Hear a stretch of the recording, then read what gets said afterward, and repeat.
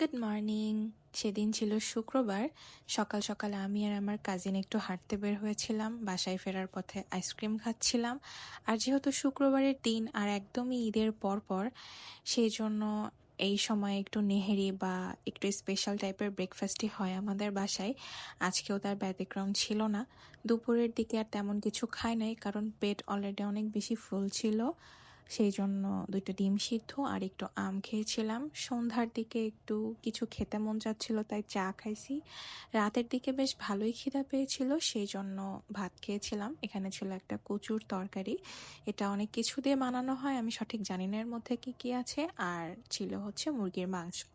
এগুলো দিয়ে আমার রিসেন্ট ফেভারেট পাকিস্তানি ড্রামা দেখতে দেখতে ডিনারটা কমপ্লিট করলাম। এটা এখন আমার রিসেন্ট ফেভারেট একটা drama. Thank you for watching.